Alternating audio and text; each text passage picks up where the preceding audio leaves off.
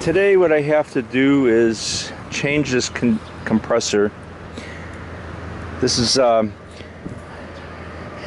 put this in a little over a year ago, and I did a video on it. It was burnt aluminum wires. This unit made by Russell came through with the two wires going to the compressor were made out of aluminum, the compressor wires. And what happened was one of the terminal on the contactor just cooked, and it burnt out. I changed the contactor, and the compressor seemed to be okay, but apparently something got hurt inside the compressor, and the circuit breaker was starting to make a hum inside. So it's a 50 amp circuit breaker, so I changed that, but the compressor's not working. I'll show you. This is kind of a special one. Oh look, there's a spider.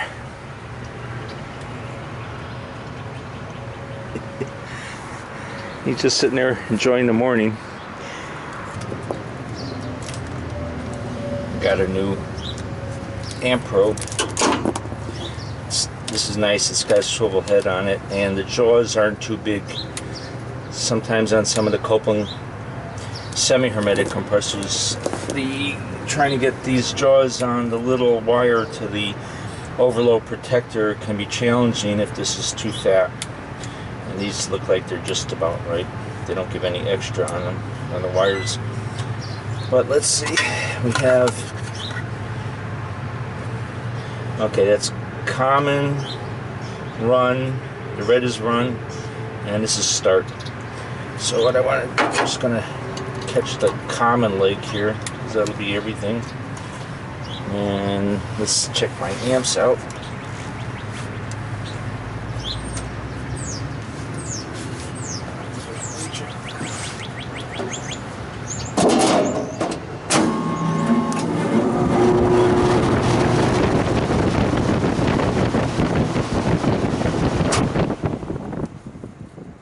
Compressor's not running. It's momentarily drew very high amps, and then the internal overload kicked it off. So what I want to do is, the power's off on it.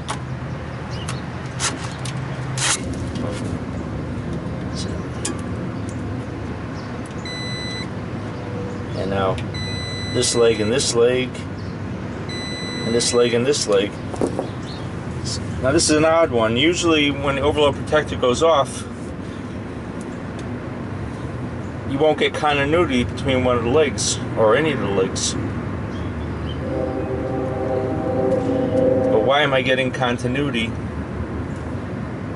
on all of them, but the compressor's binding up and kicking off the overload? Well, it's probably some carbonization inside there. I'm getting a reading across the carbon. Oh, anyhow, be right back. Okay, what I did was, this is single phase, and it's important to keep the wires, it's not three phase. Three phase you can move the wires around anywheres, but this has to be proper, so I labeled it common, run, and start. That way I can take the wires out and get them back in the same spot. And I use a P-Touch labeler, and it works really well. I also made up the refrigerant. I'll put that over here, and this will go on the compressor to tell me when I change it, because I can't remember anything. These units all look alike after a while. Okay, so right now what I have to do is reclaim the refrigerant, and this is how you reclaim the refrigerant. Got the reclaimer on. The refrigerant's going into the tank. The yellow hose to the red and the blue hose. I took the Schrader out of the Schrader valve fitting here with my Schrader removal tool, so that I would get, it would go a little faster. and I'm connected a high side right on the receiver tank, and that's taking liquid out, and you can see the liquid running through here. And I've got a big tank on here, so I don't have to worry about putting two tanks up, and I'm putting it in on the vapor side of the tank. It just helps it a little bit, running it in there. I'm going to change the dryer filter. I've got to put a flare one on, and I've got to remove the compressor.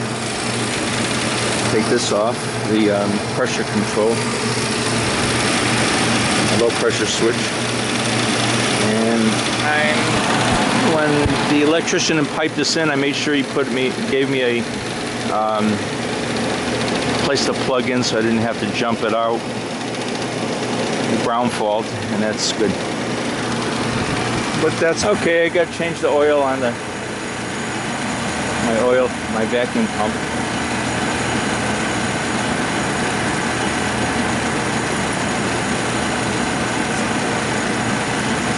Want to get a good vacuum on the system. I don't want to wait forever to get one. So.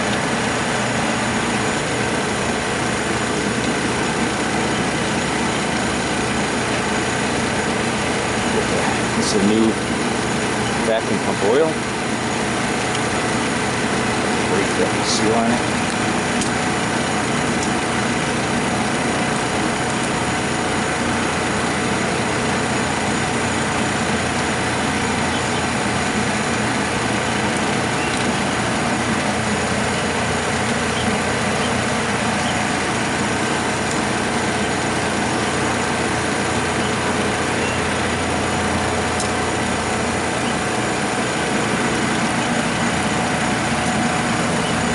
It just takes a few minutes to drain the oil out.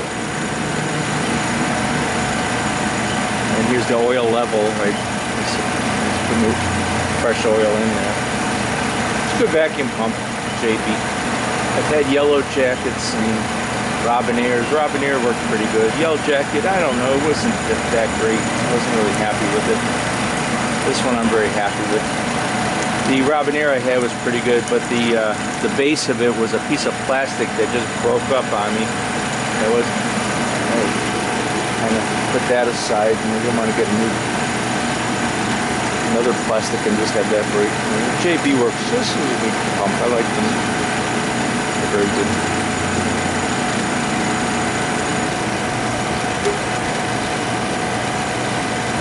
My favorite oil, coffee can. I've had this for quite a few years.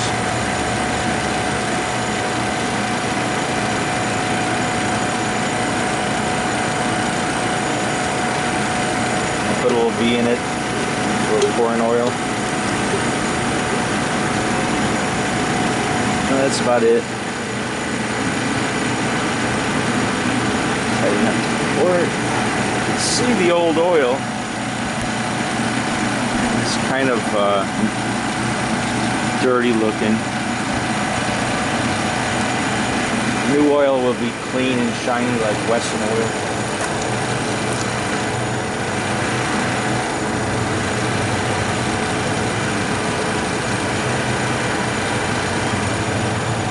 What I have to do is just fill it up to the middle line.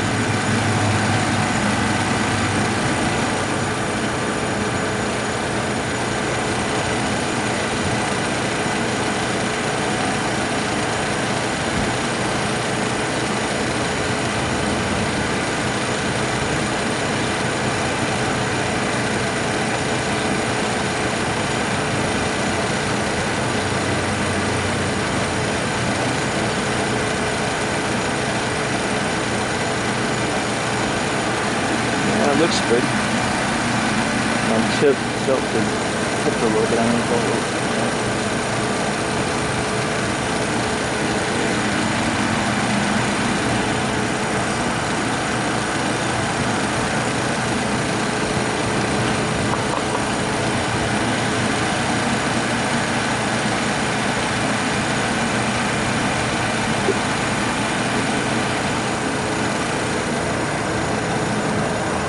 Okay, vacuum pump's ready. Get a little bit of oil on them over time. And the dust picks up on them. What I've done on this is, my driver, I put a fitting for 3/8, and I just have to loosen up the bolts and then just take them out. This works pretty good. And these are the bolts. It's good to get a dish and put them in a dish. These magnetic dishes are nice. See, I even have my other drive fittings in there. They don't get left, you know, it's easy to find them then. I've hit 0 pounds pressure reclaiming refrigerant, but you can see the oil in the bottom of the compressor, the refrigerant in it is boiling off still. And the bottom receiver tank, liquid refrigerant's there. Now if I shut this off right now, that gas would continue to, the liquid would continue to turn into a gas, and my pressures would go up. So I want to let it run for a little while longer, trying to get 100% of the gas out. The oil will just turn like Vaseline, it gets so cold, and all the refrigerant that's in it, it has to come out, so it's going to take a little while.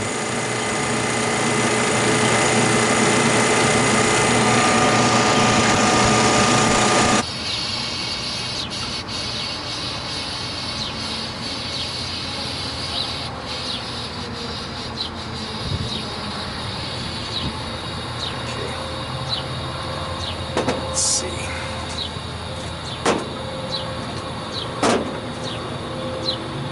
What to do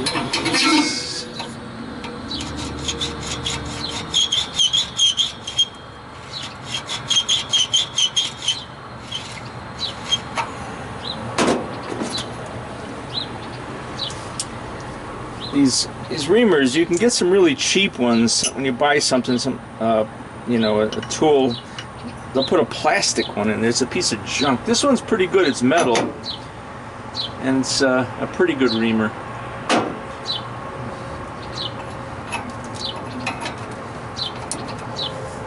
Okay, let's get a flare on this guy. And we want to leave, when you flare, you got to leave a little bit out for the bugle.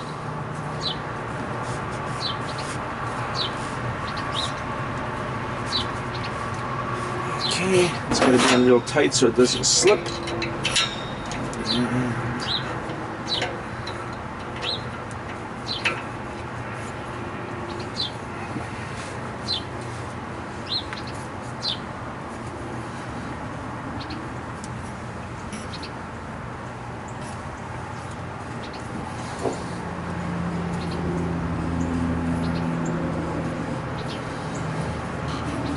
I wish they made this arm a little bit longer. You have a little more purchase on it.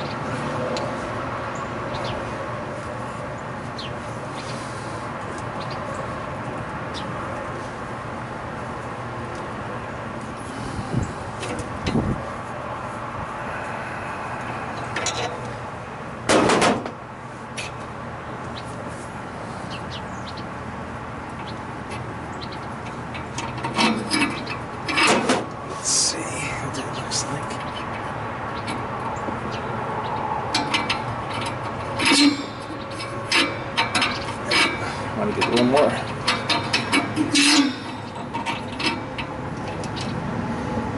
It doesn't hurt to take a second or two more just to give it a little more flair to it. It doesn't cost anything. But if you lose all the gas out of it,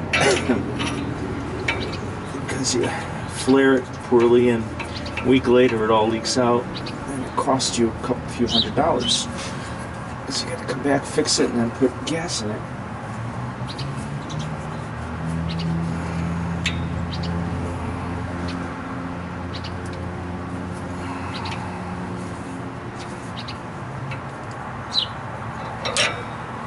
You don't want to overdo it, because then you got to cut it off and start over.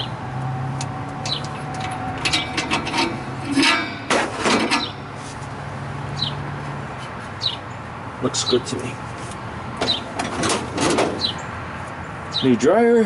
The arrow has to be going in the direction of the refrigerant flow. I have to put this in yet.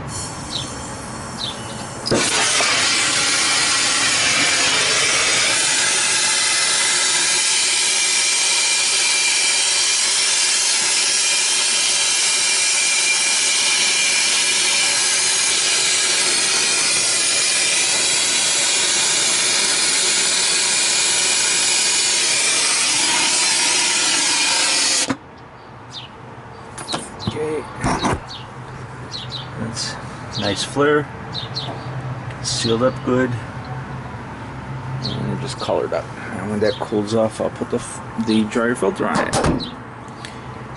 Right now, I'll get it ready.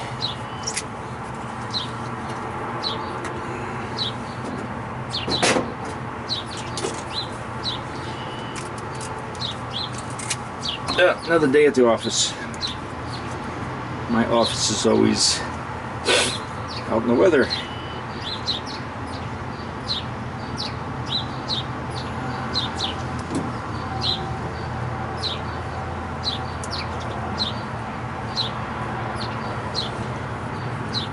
Okay, I put leak lock on my fittings.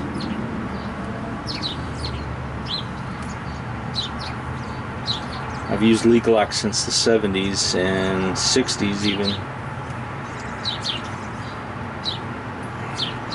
And I like to put a little bit on the flare like that. You don't want to get too much in there because it will get inside the fitting and then harden like a big ball. Took apart an expansion valve one time, and right inside the fitting, a great big ball of leak lock. I just hardened there. The guy that did it, he wanted to make sure it didn't leak, and he put a little bit too much on it. Okay, see, it's leak locked up nice. Well, then I always use some Teflon tape.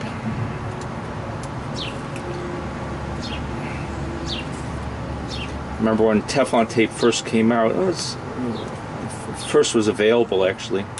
Some plumbers were using it in an old dirty basement in a smelly cellar in Connecticut. And his old plumber was using it. And I'm working on the refrigeration unit as a young kid at the time. And this old guy was farting. But that's my first remembrance of, it's funny how certain things stick with you. When I thought back about the first time I used Teflon tape, I remember that old plumber farting. Put this one in like this. Now, I've got the arrow going in the direction of the flow. That's real important. Don't put this in backwards.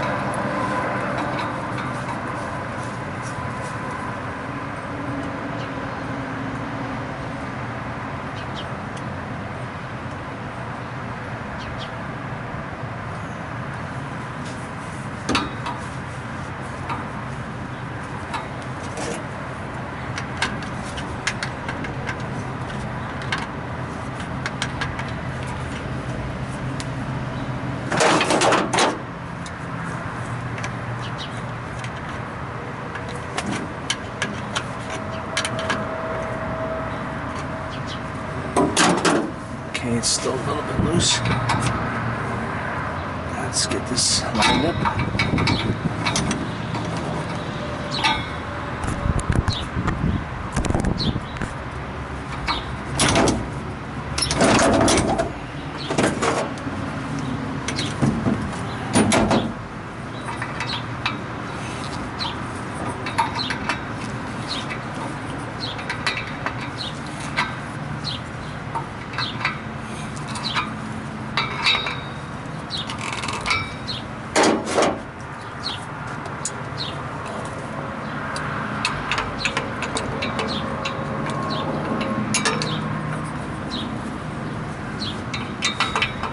if you put too much muscle into this, you can crack the flare.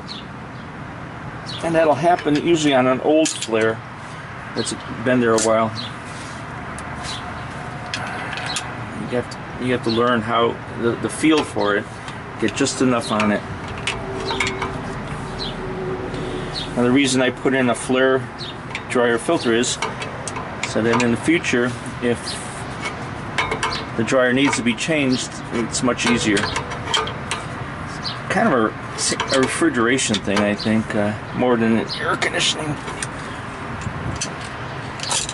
And let's make it look straight. And the last thing is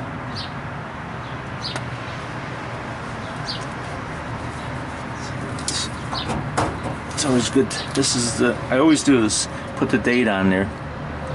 It's 3/25/15,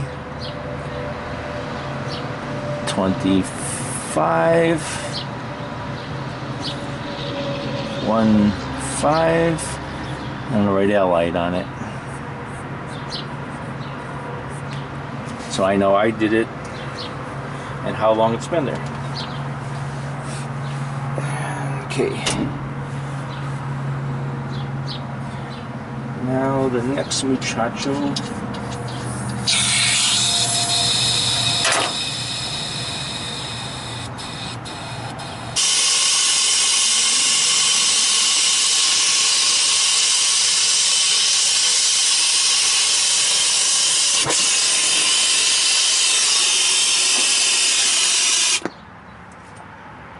Okay, ready for Elvis to leave the building.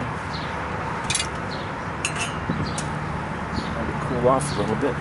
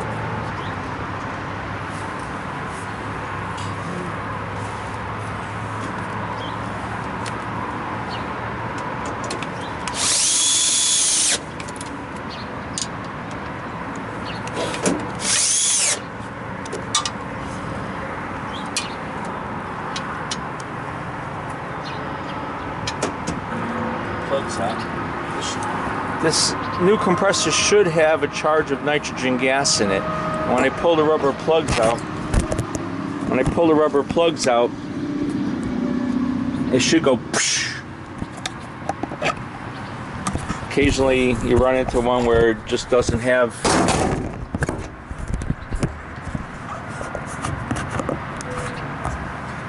so let's see. Yep. If you heard it, but that was a nice little whoosh. That's dry, nice dry gas in there. Okay.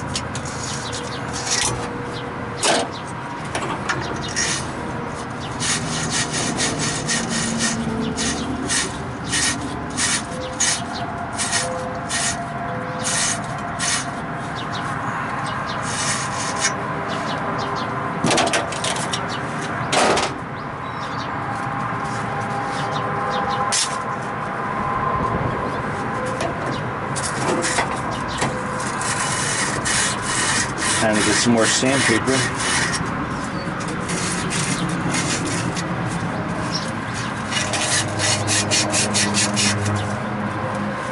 time you go to a supply house, you always know there's something else you needed, and sandpaper was low on, but it's got enough to do this job.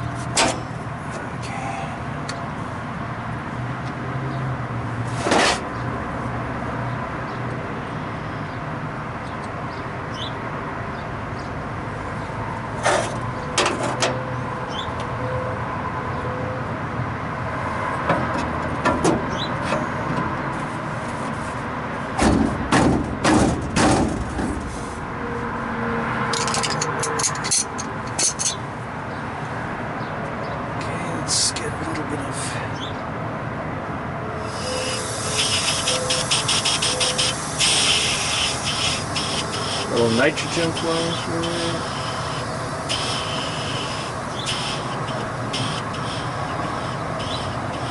That'll displace all the oxygen and the freon gas that's in the line. And that's pretty much all we want to do. Just keep the carbonization from happening.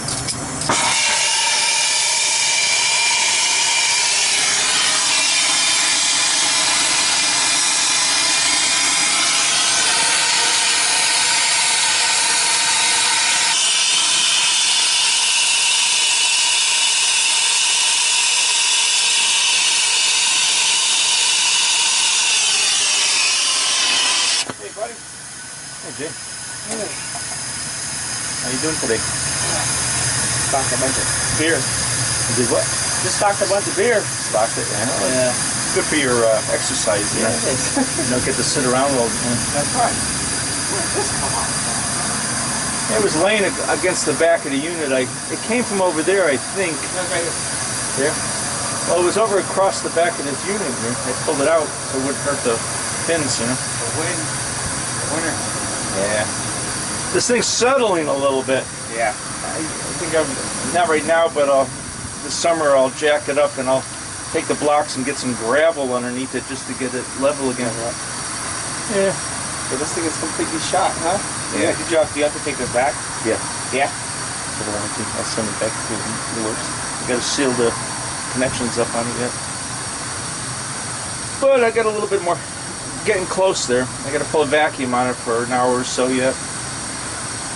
And I just have to make these brazes here.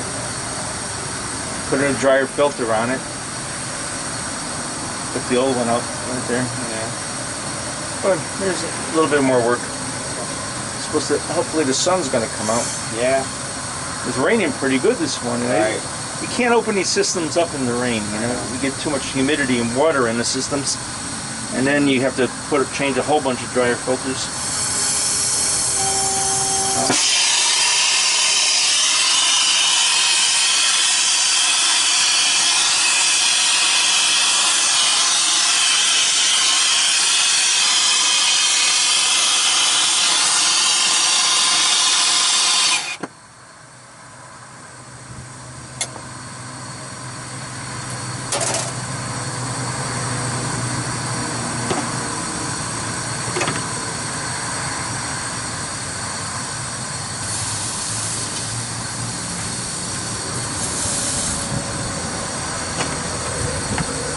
No, last breeze.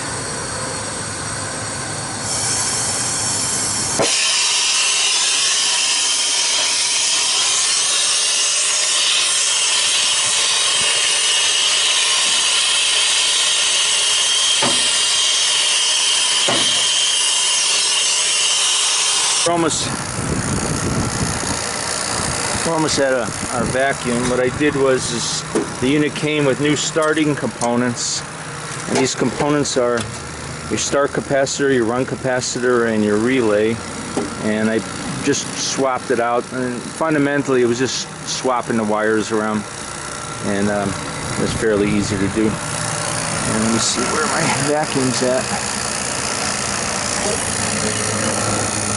Okay, I'm down to 250 microns.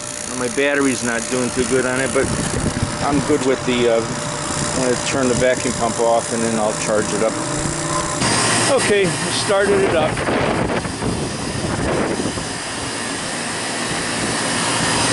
Compressor's running, it's drawing 22 amps.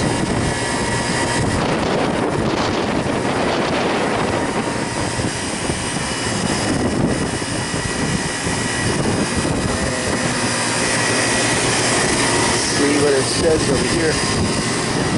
It says the compressor, full load amps. Now let's see.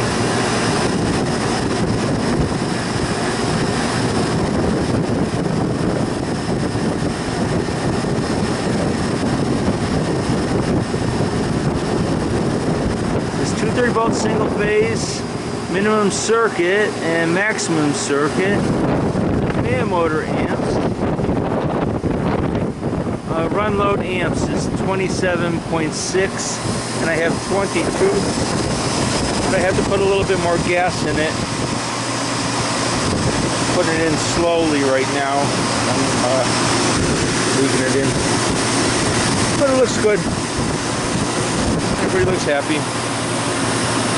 I put my sticker on it.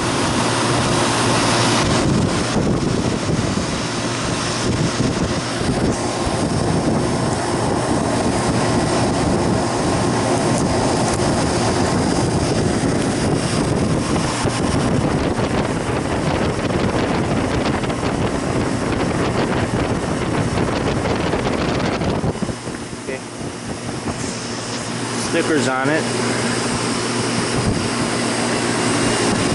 It's on 20 amps. You feel the heat coming out, that's nice.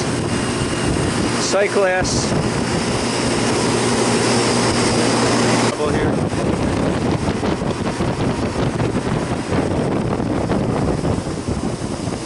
And my head pressure is 172. Suction right now is